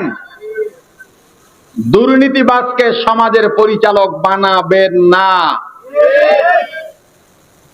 কাকে বানাবেন একটু পরে যদি সুযোগ হয় বলবো, নাহলে না বললেই শেষ করে দেবো, নিজেরা বুঝতে লেগে। আমার রাসূল অধিকার প্রতিষ্ঠা করলেন, নীতি বাস্তবায়ন করলেন। নারীর সম্মান থাকবে, নারীর অধিকার থাকবে, এমন অধিকার নারীদের দিয়া তুমি বাইরের শ্রমের কাজ করাইতে পারবা না, ইটা ভাঙ্গাইতে পারবা না, রাস্তার মাটি কাজ করাইতে পারবা না। দেশের বড় লোকরা যেমন কাজ করে না, বসে থাকে আর অর্ডার দেয়, আমার রাসূল বললেন নারীদের বড় লোক হওয়া লাগবে না, নেতাও হওয়া লাগবে না। ওরা ঘরে বসে বসে অর্ডার করবে, ঘরে বাজার রেডি হয়ে যাবে। এমন অধিকার প্রতিষ্ঠা করলেন মুহাম্মদুর রাসূলুল্লাহ সাল্লাল্লাহু আলাইহি ওয়াসাল্লাম। আমার রাসূল বললেন সাদা কালো বর্ণবাদের কোনো ব্যবধান হবে না। যার কলব যত পরিচ্ছন্ন সে তত ভালো। উদাহরণ হিসাবে আল্লাহ দুনিয়ায় রেখে গেলেন কৃতদাস হযরত বেলাল। এমন একজন মানুষ আমার রাসূল বললেন মেরাজ থেকে এসে, মেরাজে গিয়া আরশের পায়ার মধ্যে বেলালের হাঁটার আওয়াজ পাইছি। ধনী গরিবেরও ব্যবধান থাকবে না। শুধু মানুষের অধিকারী নয়, আমার রাসূল গোলামের প্রথা যতদিন ছিলেন, আমার রাসূল এসে বললেন গোলাম হলে আগে মানুষ বেচা কিনা হতো। গোলাম ঠিক আছে, তবে তার উপরে চাপ প্রয়োগ করা যাবে না, জুলুম করা যাবে না। সাধারণ গোলামের অধিকারও প্রতিষ্ঠা করেছেন মুহাম্মদুর রাসূলুল্লাহ সাল্লাল্লাহু আলাইহি ওয়াসাল্লাম। শুধু মানুষ নয়, আল্লাহ প্রাণীর অধিকারও প্রতিষ্ঠা করেছেন। গাধার উপরে যতটুকু পারবে না তার চাইতে বেশি বোঝা চাপাইবা হবে না। ক্ষুধার্ত গাধার উপরে বোঝা চাপাইবা হবে না। উটের ক্ষুধা লাগবে, খাবার খাওয়াইবা না, হবে না। খাবার খাওয়াও, সুস্থ রাখো, ওর ধারণ ক্ষমতা অনুযায়ী বোঝা চাপাও। ইনসাফের রাজ প্রতিষ্ঠা করলেন মুহাম্মদুর রাসূলুল্লাহ। তুমি সেই বয়ান দাঁড় করাইতে পারো না, তুমি আমার রাসূলের নামও জানো না, ইতিহাসও জানো না। এ যুবক, রাসূলের নামে কতদিন দুরূদ পড়ছো? এই যে আমরা বলি মুসলমান, গত এক সপ্তাহ ধরে অনলাইনে সোশ্যাল মিডিয়ায় ঘোরাঘুরি করে বিশ্বের মধ্যে পরকালে বিশ্বাসীর সংখ্যা বাংলাদেশে সবচাইতে বেশি। পরকালে যেই দেশের মানুষ বিশ্বাসী, পরকাল বিশ্বাসী যেই দেশের মানুষের সংখ্যা এত বেশি, ওই দেশের মানুষ কত পার্সেন্ট দরুদ শরীফ পড়ে আমাকে বলো। হে যুবক, এই যে মুসলমান বলি ধর্ম আমার ইসলাম, ধর্মীয় অনুভূতি কয়জনের ভেতরে আছে? রাসূলকে যদি কেউ গালি দেয়, রাসূলের নামে যদি কেউ কার্টুন ছাপায়, তখন দেখবেন সবাই প্রতিবাদ করে, কারণ রাসূলের ভালোবাসা কিছুটা হলেও ভিতরে আছে, সবচাইতে বেশি না। যার জন্য খাঁটি মুমিন হতে পারে নাই। কিন্তু রাসূলের অবমাননার প্রতিবাদে যদি মিছিল হয়, শুধু হুজুর না, দেখবেন সেখানে বিনা বেনামাজিও আছে, বেরোজাদারও থাকে, এমনকি আওয়ামী লীগ বিএনপির লোকজনও থাকে। কেন? সে যেই দলই করুক না কেন, রাসূলের প্রতি ভালোবাসার কিছু অনুভূতি তার ভেতরে আছে। আর যারা দলের দিকে তাকাইয়া রাসূলের অবমাননার প্রতিবাদ করে না, দল বলে নাই, এজন্য ওগুলার ঈমান নাই তো নাই। আমরা আল্লাহর কাছে দোয়া করি, আল্লাহ ওদের কলবে মোহর মাইরেন না, ওদেরকে হেদায়েতের আলো দেখায় দাও। কয় আমার দল তো বলে নাই, এজন্য সে প্রতিবাদ করে না। দল তার কাছে এত বড় প্রভু হয়ে গেছে, দলকে মূর্তি বানাই এখন এই দলের পূজা করে এই দেশের মুসলমান। এই দলকে একটা মূর্তি বানাইছে, এই মূর্তি যা বলবে সে তাই করবে। তো মূর্তি পূজকের মধ্যে তোমার মধ্যে ব্যবধান কোথায়? তোমার সবার আগে পরিচয় তুমি মুসলমান, তুমি রাসূলের উম্মত। এখানে তো অন্য কোনো পরিচয় থাকতেই পারে না। প্রাণের ভাই আমার, মুসলমানিত্ব আর মুসলমানের অনুভূতি, ইসলামের অনুভূতি, ধর্মীয় অনুভূতি কয়জনের মধ্যে আছে? আবার কিছু মানুষ আছে দেখবেন মসজিদে যায়, নিয়মিত নামাজ আদায় করে, আর মনে করে আমার কাজ শেষ। ধর্মীয় অনুভূতি নাই বলেছে নামাজ আদায় করে। নামাজের ভালোবাসা কতটুকু আছে? ভালোবাসা থাকলে তোমার ভেতরে ব্যাকুলতা তৈরি হবে। আযান শোনার সঙ্গে সঙ্গে, ওয়াক্ত হওয়ার সঙ্গে সঙ্গে ব্যাকুলতা তৈরি হবে। নামাজের প্রতি তোমার যে ভালোবাসা আছে প্রমাণ মিলবে নামাজ আদায় করার পরে। রাসূলের প্রতি তোমার ভালোবাসা, ব্যাকুলতা আছে, এই ব্যাকুলতা তোমার প্রমাণ মিলবে যখন তুমি রাসূলের সুন্নাত মতো জীবন পরিচালনা করবা। কিন্তু তুমি নামাজ পড়লা, তোমার এক বছরে যদি হিসাব করা হয় 1000 বার জিকির করার ইতিহাস নাই।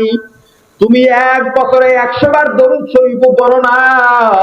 শুধুমাত্র মসজিদে গেলে, ওয়াজে গেলে হুজুর যখন পড়েন, দরুদ পড়েন, তখন আপনি পড়েন। এর বাইরে বলেন নিজে ইচ্ছা করে আলাদা সময় দোকানদারি করতেছেন, কিংবা গাড়িতে চড়ে আছেন, অথবা বাসায় বসে আছেন, আপনি জমিনে কৃষি কাজ করতেছেন, নদীতে মাছ ধরতেছেন, আপনি মাছ ধরেন, সেখানে জিহ্বা কোনো কাজে লাগে না। দোকানদারি করেন, জিহ্বা কোনো কাজে লাগে না। সাংসারিক কাজকর্ম করেন, জিহ্বা কোনো কাজে লাগে না। বলেন আমাকে, আমি দৈনিক 100 বার করে দরুদ শরীফ পড়েছি। আমার মনে হয় 99.99% এর মাঝেই দরুদের আমল নাই। অথচ আশিকে রাসূল বলতে বলতে ফেনা তুলে। কেন আপনি দরুদ পড়েন না? কারণ রাসূলের প্রতি ভালোবাসার ব্যাকুলতা আপনার নাই।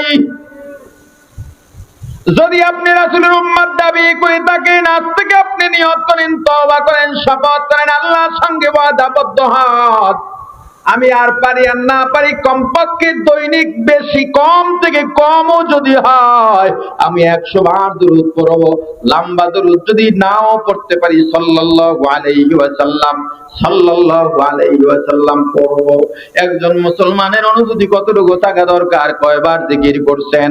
শোয়ার সময় একটা সুন্নাত তরিকা আছে, শুইতে যাওয়ার সময় ঘুম দোয়া আছে, বিছানা পরিষ্কার করার একটা সুন্নাত তরিকা আছে, ঘুম থেকে ওঠার পর দোয়া আছে, সুন্নাত তরিকা আছে, ইস্তেনজায় যাবেন, সুন্নাত তরিকা আছে, ইস্তেনজা থেকে বের হবেন, সুন্নাত তরিকা আছে, এমনকি আপনি জামা কাপড় পরিধান করবেন, সুন্নাত তরিকা আছে, দোকানে যাবেন, সুন্নাত তরিকা আছে, দোকানদারি করবেন, সুন্নাত তরিকা আছে, বিবির সঙ্গে বিবির কাছে যাবেন, সুন্নাত তরিকা আছে, আপনি চাকরি করবেন, সেখানেও সুন্নাত তরিকা আছে, বন্ধুর সঙ্গে দেখা হবে, সেখানেও সুন্নাত তরিকা আছে, খানা খেতে বসবেন, সেখানেও সুন্নাত তরিকা আছে, যেখানেই যাবেন সুন্নাত তরিকা আছে, নামাজের পরে দোয়া দরুদ আছে। বলেন আমাকে, আপনি কয়টা পালন করছেন? এরপরে বলেন আপনি মুসলমান।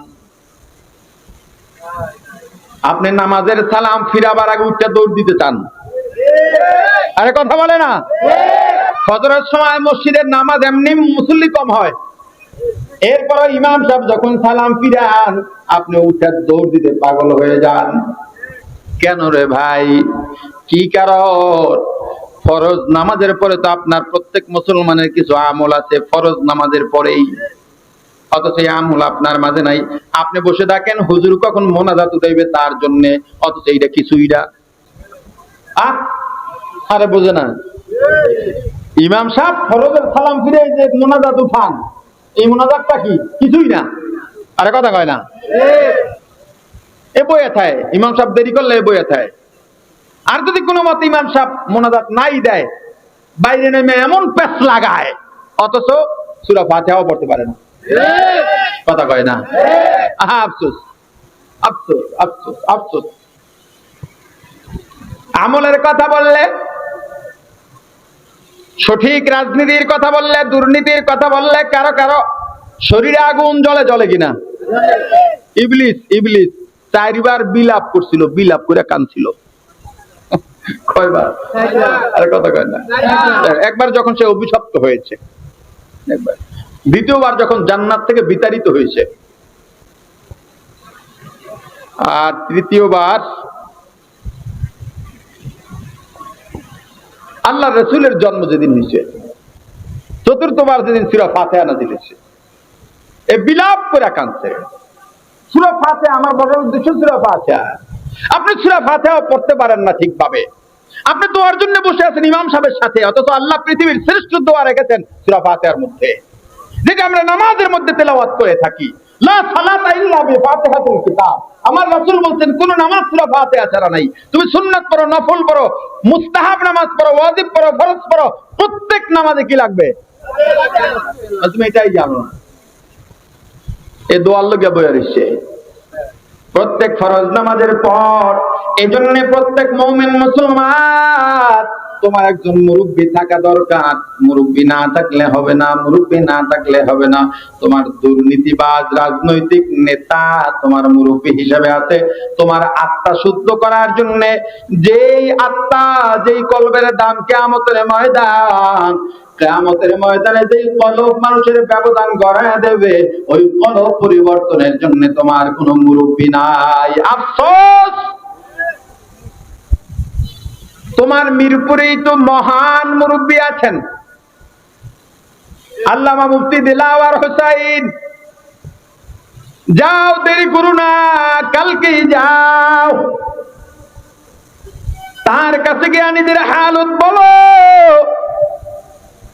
হুজুর, আমার আমলে মন বসে না, নামাজে মন বসে না, দরুদ পড়তে পারি না, জিকিরে মন বসে না, আমার জিহ্বায় যেন মজা লাগে, আমি আল্লাহকে ডাকলে যেন অন্তরে মজা পাই, আমি দরুদ পড়লে যেন অন্তরে স্বাদ পাই, নামাজ পড়লে যেন অন্তরে মজা পাই।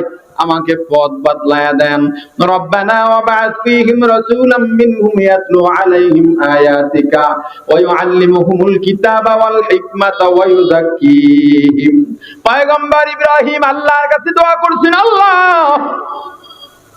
তাদের মধ্যে হতে এমন একজন রাসূল পাঠান, বনি ইসরাইলের মধ্যে নবীর ধারা খতম হইয়া কুরাইশের মধ্য থেকে আমার আল্লাহ নবীজিকে পাঠাইলেন।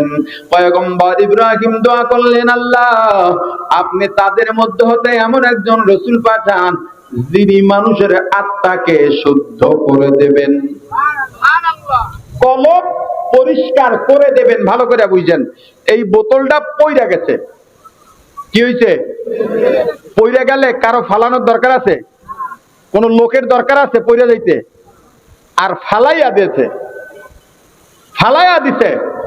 এই ফালাইয়া দিলে কাউকে দরকার আছে না নাই? কেউ না কেউ তো ফালাইয়া দিছে। ওরে মাদ্রাসার ছাত্ররা বুঝে, লাজেম মুতাআদ্দির হিসাব এখানে। একটা হইছে কি, পইরা গেছে, পইরা গেলে কেউ লাগে, ফালাইয়া দিলে কেউ লাগে কিনা? তাহলে কলব আর আত্মা শুদ্ধ হয়ে যায় না, করে দিতে হয়। যদি হয়ে যাইতো তাহলে কেউ লাগতো না, করে দিতে হয় মানে কাউকে লাগে। আরে কথা বলে না? এজন্য তুমি আল্লাহ ওয়ালার কাছে যাও, তোমার কলবকে শুদ্ধ বানাও। আর তুমি একটা আদর্শ আঁকড়ে ধরো। আল্লাহই তো বলে দিয়েছেন, আমার রাসূলের আদর্শ, লাকাদ কানা লাকুম ফি রাসূলিল্লাহি উসওয়াতুন হাসানা, হামসিরাতে মুস্তাফা দরদামামি হালেয়ুকুন ইত্তেবায়ে সুন্নাতে খায়রুল বাশার গিরে লাজিম তাবুয়াবি। ऐ बेजार मोहम्मद अरबी है व नबी रस्ते पे शो, मोहम्मद अरबी है व नबी रस्ते पे शो, आलम हुआ उसकी पैदा ऐसे उजाला, आलम हुआ उसकी पैदाइश से उजाला, शफीउल उमम हमारा नबी रोज क़यामत, शफीउल उमम हमारा नबी रोज क़यामत, शफाअत करेगा अल्लाह के पास गुनहगार उम्मत, शफाअत करेगा अल्लाह के पास गुनाहगार उम्मत। ला इलाहा इल्लल्लाह, ला इलाहा इल्लल्लाह, ला इलाहा इल्लल्लाह, ला इलाहा इल्लल्लाह, ला इलाहा ইল্লাল্লাহ, লা ইলাহা ইল্লাল্লাহ। আমার আল্লাহ বলে দিয়েছেন রাসূলের আদর্শ সর্বশ্রেষ্ঠ আদর্শ, এর চাইতে উত্তম আদর্শ আর নাই। এ যুবক, তুমি কার আদর্শের স্লোগান দিয়া বেড়াও? তুমি আমাকে বলো, কোন দিন থেকে রাসূলের আদর্শের থেকে তোমার কাছে জিয়ার আদর্শ ভালো হয়ে গেল? কোন দিন থেকে আমার রাসূলের আদর্শ বাদ দিয়া মুজিবের আদর্শ তোমার কাছে ভালো হয়ে গেল? ও ভাই, পতন তো এমনি আসবে। মুসলমানের কাছে রাসূলের আদর্শের বাইরে আর কোনো আদর্শ থাকতে পারে না। আমার আল্লাহ ঘোষণা দিয়েছেন, এই আল্লাহর ঘোষণায় কোনো ডাউট আছে নাকি? সন্দেহ আছে নাকি? তোমার আজকে যেই চলাফেরা, তোমার যে স্টাইল, ও ভাই বলো, আমার রাসূল যে রওজায় থেকে গেলেন, আসমানে গেলেন না। আমার রাসূল জীবনে এত কষ্ট করলেন এই উম্মত কি দেখার জন্য? না না, আমার রাসূলের কি দরকার ছিল পাথরের আঘাতে আঘাতে কাফেরদের লাঞ্ছনা বঞ্চনা সহ্য করে, কাফেরদের নির্যাতনে দান দান মোবারক শহীদ করার কি দরকার ছিল পাথরের আঘাতে রক্ত ঝরাবার? এই উম্মত দেখার জন্যই কি আল্লাহর রাসূল এত কষ্ট করলেন?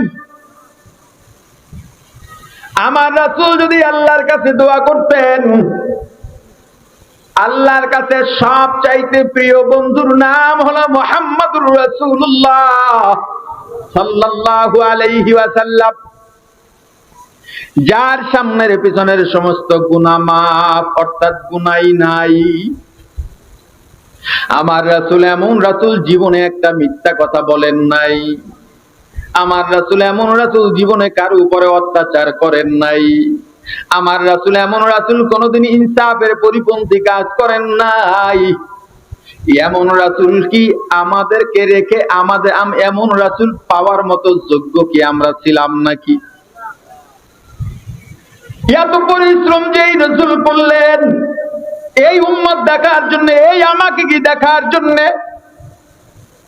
ও ভাই, তুমি তো হজে যাও, একবারও কি চিন্তা করেছো মক্কা থেকে যখন মদিনায় যাও, রাস্তার দুই ধারে গাড়ির গ্লাস দিয়া উট আর দুম্বা খুঁজে বেড়াও, ভিডিও করো। মক্কা থেকে মদিনায় যাওয়া পর্যন্ত পার্সোনাল গাড়ি নিয়ে গেলেও 5 ঘন্টা 5.5 ঘন্টা লেগে যায়। বাসে যাতায়াত করলে 7, 8, 9 ঘন্টাও লেগে যায়। তুমি কি একবারও চিন্তা করছো রাস্তা এত ভালো হওয়ার পর এত সময় লাগে? আমার রাসূলের জামানায় তো রাস্তা ছিল না, এমনকি উট নিয়ে যাবেন সেই রাস্তাও ছিল না। ওই মিডল ইস্টের যত পাহাড় আছে সব পাহাড়গুলো পাথরের। ওই সময়ের পাথর এখনো মাঝে মাঝে দেখা যায়, পাথরগুলো ছিল চারদিকে ব্লেডের মতো ধার। আমার রাসূল কিভাবে এত কষ্ট করে এই মক্কা থেকে আল্লাহর হুকুমে হিজরত করে মদিনায় গেলেন? তুমি যাও ট্যুর করার জন্য, হেরা গুহা দেখার জন্য, তুমি যাও জাবালে নূরে যাও দেখার জন্য। ও ভাই, একবারও চিন্তা করো না আমার রাসূল এত কষ্ট করে এখানে কেমনে উঠেছিলেন? তুমি দেখতে যাও, উপরে যদি উঠতে পারো তোমার মনে একটা আনন্দ জাগে, তখন আমি উঠতে পারছি, গিয়ে ছবি তোলো, আনন্দ প্রকাশ করো, ফেসবুকে পোস্ট দাও, আমি আজকে এখানে আসতে পেরেছি, আমার জীবন সফল। কে বলেছে তোমার জীবন সফল? তুমি ওখানে গিয়া যদি ভাবতা, এখন তো ওঠার সুন্দর রাস্তা করে দেওয়া হয়েছে, মাঝে মাঝে সিঁড়ির ব্যবস্থাও আছে। আর আমার রাসূল যখন আসতেন, হযরত আবু বকরকে সঙ্গী করে এলেন। আমার রাসূল যখন আসতেন তখন তো রাস্তাও ছিল না, সিঁড়িও ছিল না, কত কষ্ট করে এখানে উঠলেন আর বসলেন, অপেক্ষা করলেন। আমার রাসূল মদিনায় গেলেন, কত কষ্ট করেই না গেলেন, আর কিভাবেই বা গেলেন, কেন গেলেন, কোন অত্যাচারের কারণে গেলেন, একবারও চিন্তা করো নাই? তুমি উহুদের ময়দানে যাও, ওখানে গিয়া ঘোরো, কবরস্থানের পাশে ভিডিও করো, আর একজনকে ডেকে দেখাও, জিজ্ঞেস করে এই কবর কার, ওই কবর কার, অনুভূতি ভিতরে নাই? আর যদি অন্তর দিয়া চিন্তা করতা, ইসলামের দ্বিতীয় যুদ্ধ উহুদের যুদ্ধ, ওই যে কবরস্থানের মাথায় কোনায় দেখবে একটু নিচু জায়গা আছে, ওই জায়গায় আমার রাসূলকে মেরে ফেলানো হয়েছিল। আমার রাসূলের দান মুবারক শহীদ হয়ে গিয়েছিল। আহারে, হযরত হানজালার নতুন বিয়ে হলো, বিবির সঙ্গে বাসর ঘরে, হঠাৎ আওয়াজ পাইল, কে যেন ডেকে যায়, কে আছো? রাসূল জিহাদে ডেকেছে, কে যাইবা শহীদ হইবা? হযরত হানজালা বিবিকে ডেকে বলেন, ও বিবি, আমার রাসূল ডেকেছেন, জিহাদে ডেকেছেন, বসে থাকা যাবে না। এই চিন্তা যদি তুমি করতা, ওই হানজালা বাসর করছিল, এখানে এসে কবরটা এই কবরস্থানের মধ্যে আছে। আমার রাসূল তো পাথরের আঘাতে, কাফেরদের আঘাতে এই গর্তের মধ্যে পড়ে গিয়েছিলেন। ওই যে উহুদের পাহাড় দেখা যায়, আমার রাসূল ওই উহুদের পাহাড় ভাগ হয়ে আমার রাসূলকে আশ্রয় দিয়েছে। আমার রাসূল বলেছেন, উহুদ পাহাড়ও আমাদের সাথে জান্নাতে যাবে, কারণ উহুদও আমাদেরকে ভালোবাসে, আমরাও উহুদকে ভালোবাসি। যেই জায়গা দেখার পর তোমার ঈমান তাজা হওয়ার কথা, নতুন ভাবে শপথ পড়ার কথা, যেখান থেকে তুমি রাসূলের পূর্ণ ভালোবাসা নিয়ে বাংলাদেশে ফেরার কথা, না না, তুমি কয়েক খণ্ড ভিডিও নিয়ে সেখান থেকে ফিরছো, কোনো কিছু অর্জন করতে পারো নাই। তুমি একবার যদি ভাবতাম, মক্কা থেকে ওই তায়েফে আমার রাসূল কেন গেলেন, কি দরকার ছিল বলেন? কোনো দরকার ছিল না। মক্কা থেকে তায়েফ 80 কিলোমিটার দূরে, পুরাটাই উঁচা। মক্কা থেকে তায়েফ এই 80 কিলোমিটার উঁচা। ওখানে গেলেন হুজুরের খাদেম, হুজুরের আজাদকৃত গোলাম পালক পুত্র যায়েদকে নিয়ে গেলেন। ওখানে যাওয়ার পর গোপনে গোপনে 7 দিন থেকে 10 দিন দাওয়াত দিলেন। এরপরে তায়েফের বাজারে দাঁড়াইয়া তেলাওয়াত করে সবাইকে দাওয়াত দিলেন, আমি মুহাম্মদ আল্লাহর পাঠানো রাসূল। আহা, আমার রাসূল তায়েফে গেছেন, এই চিন্তা করছেন, রাসূল যেখানে দুধ পান করেছেন তার প্রতিবেশী হলো তায়েফ। রাসূলের সম্ভবত বিয়ের সম্পর্ক আছে তায়েফে, এখানের মানুষ আমাকে ফালাইয়া দেবে না। আমার রাসূল যখনই দাওয়াত দিলেন, কাফেররা কেউ দাওয়াত গ্রহণ করে নাই, বরং সবাই বলল, যাও যাও, তায়েফ থেকে বের হয়ে যাও, এখানে আর থাকতে পারবে না। আমার রাসূলকে বের করে দেওয়ার সময় কাফেরদের, দুষ্ট ছেলেদের কাফেররা বলে দিল, একে পাথর মার। কাফেরদের দুষ্ট ছেলেরা পাথর নিয়ে আমার রাসূলের দিকে মারতেছে। হযরত যায়েদ রাদিয়াল্লাহু তাআলা আনহু একবার ডানে যান, আর একবার বামে যান, আর একবার পিছনে, আর একবার সামনে, কত আর ফিরাইতে পারে? যায়েদের মাথাও ফেটে যায়। আমার রাসূলের শরীরটা রক্তে রঞ্জিত হয়ে যায়, স্রোতের মতো রক্ত পড়া শুরু হয়। রক্ত পড়তে পড়তে জুতায় গিয়ে রক্ত জমাট বেঁধে জুতা পায়ের সঙ্গে আটকে যায়। ও ভাই, একবার কি চক্ষু বন্ধ করে ভাবতে পারো রাসূলের ওই সময় কেমন অবস্থা হয়েছিল? যে এত সুন্দর মানুষ পৃথিবীতে, এত সুন্দর আর কেউ নাই। আবার রাসূল ওই অবস্থায় কেমন হয়েছিল? একজন মাত্র সঙ্গী, আহারে চতুর্দিক থেকে পাথর মারে, ওদের দয়া নাই, মায়া নাই। আমার রাসূল সবাইকে অনুনয় বিনয় করে বলেন, অনুরোধ করে বলে, তোমরা আমাকে মেরো না, মেরো না, মেরো না। আমি আসছি তোমাদের মুক্তির বার্তা নিয়ে, মেরো না, মেরো না, মেরো না। আরে নবীজি হাঁটতে পারেন না, পড়ে যান, শরীর দুর্বল হয়ে গেছে, রক্তে রঞ্জিত শরীর, পড়ে যান। ওরা আবার হাত ধরে উঠাইয়া আবার ধাক্কা দিয়া সামনে আগায় দেয়, ওই ধাক্কায় আবার পড়ে যায়, আর আবার উঠাইয়া আবার ধাক্কা মারে, পাথর মারে। তায়েফের প্রান্তরে নবীজি যেদিন দিনের দাওয়াত দিতে যান, সেদিন নবীজি আবার কত আঘাত সহিলেন। এতিম নবীজি সেদিন কত আঘাত সহিলেন, হয়ে অসহায়।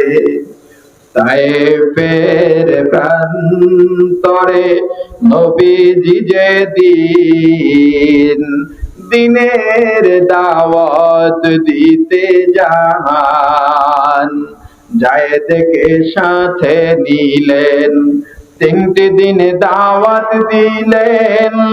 একটা কাফের দিন করলো না কবুল,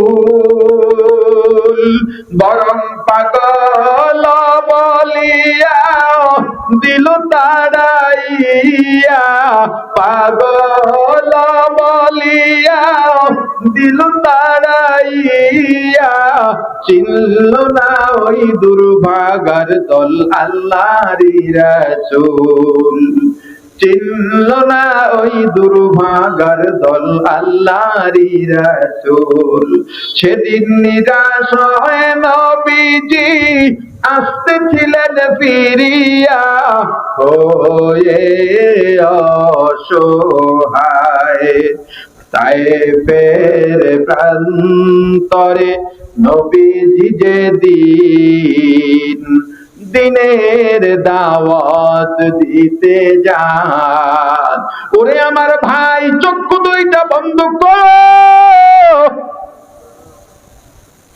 একটু আমার নবীজির মুরাকাবা করো। মনে করো তুমি রাসূলকে দেখতেছ, ওই কাফেররা পাথর মারে, তাও তুমি দেখো। আমার রাসূলের রক্তাক্ত দেহ মুবারক কল্পনা করো ভাই, এত রক্ত জড়াইছেন কি এই উম্মত দেখার জন্যে? আমার রাসূল এত পরিশ্রম করলেন কি এই উম্মত দেখার জন্যে? ও রাসূলের উম্মত, তোমার মধ্যে কি রাসূলের মায়া নাই, ভালোবাসা নাই?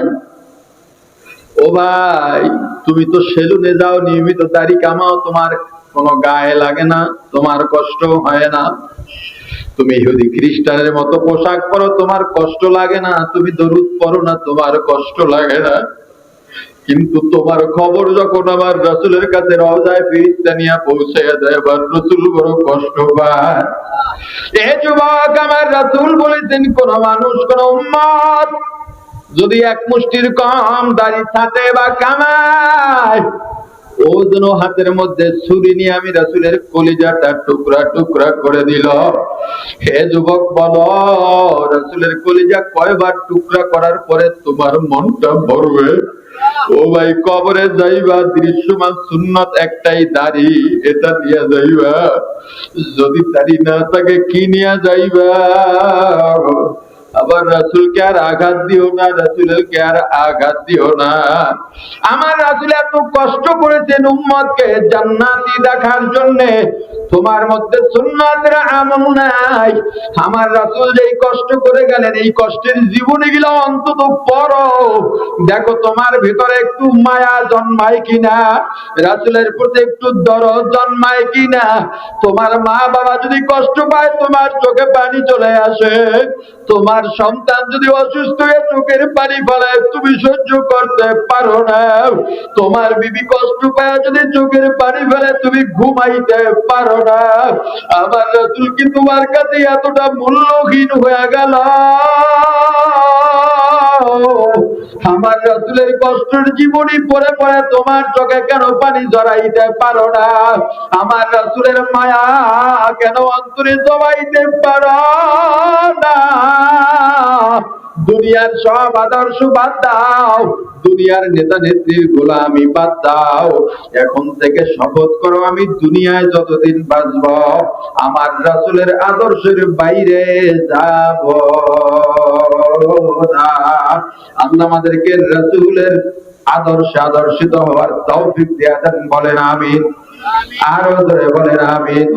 ও আল্লাহ, রাসূলের মুহাব্বত, রাসূলের ভালোবাসা দিয়া কলবটা পরিপূর্ণ করে দেন, বলেন আমিন। রাসূলকে যদি ভালোবাসতে পারো পরিপূর্ণভাবে, আল্লাহ বলেছেন আল্লাহর ভালোবাসা হয়ে যাবে। অতএব রাসূলের আদর্শের বাইরে যাওয়ার সুযোগ নাই। এখনই থেকেই তওবা করো। এই দুনিয়ার লোভ লালসা কিচ্ছু না, যশ খ্যাতি ক্ষমতা কিচ্ছু না, কিচ্ছু না। আমি যেহেতু রাসূলের উম্মত, রাসূলের আদর্শের বাইরে আমি উম্মত হয়ে যাইতে পারি না। আল্লাহ আমাদের সবাইকে রাসূলের আদর্শ মতে চলার বলার তৌফিক দান করেন, বলেন আমিন। আরো জোরে বলেন আমিন। যতটুকু আলোচনা করেছি, আলোচনায় যত ভুল আমার পক্ষ থেকে, যত ভালো আল্লাহর পক্ষ থেকে, আমার ভুলগুলো শুধরায়া আল্লাহর ভালোগুলো গ্রহণ করার তৌফিক দান করেন। সুবহানাল্লাহি ওয়া বিহামদিহি, সুবহানাকাল্লাহুম্মা ওয়া বিহামদিকা, আশহাদু আল্লা ইলাহা ইল্লা আনতা, আস্তাগফিরুকা ওয়া আতুবু ইলাইক।